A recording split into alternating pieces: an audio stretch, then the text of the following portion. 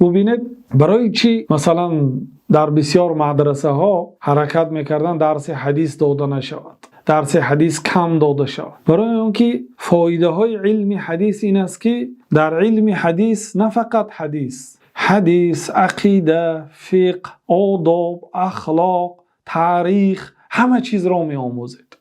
مثلا در حدیث گذشته ان النبی صلی الله علیه و سلم بعث معاذ رضی الله عنه الى الیمن، پیامبر صلی الله علیه و سلم معاذ را به یمن فرستانیدند. معاذ و دانستن درباره معاذ این علم رجال است، علم مردشناسی، علم تاریخ، علم سیر هست. سیر اعلام نبلا از آن امام ذهبی را خوانید، 25 مجلد است. از صحابه ها سر کردن تا زمان خودشان، تا استادانشان، تا شیخ الاسلام رحمت الله علیه و زمانه خودشان درباره مردها ترجمه حال نوشتند. وقتی که پیامبر صلی الله علیه و سلم معاذ را به یمن فرستانیدند، اینجا سیاست است. پیامبر صلی الله علیه و سلم راهبری تمام مسلمان ها هستند و معاذ را امیر شهر اعلام کردند. این علم سیاست است، علم قضا هست، علم امانت، درباره امانت نگهداری.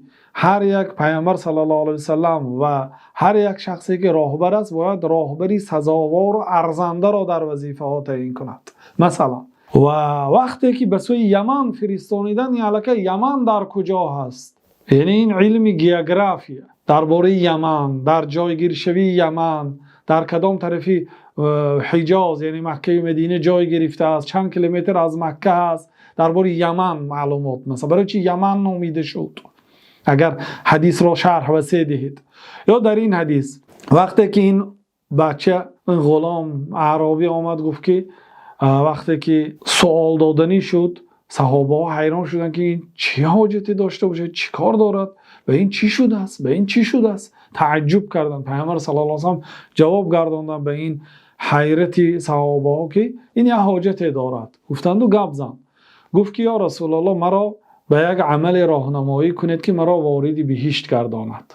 بعد پیامبر صلی الله علیه و سلم به این سوال عظیم جواب گرداندند: تعبد الله ولا تشرک به شیء. توحید است، الله تعالی را یگانه پرستش میکنی و به او چیزی را شریک نمیاری.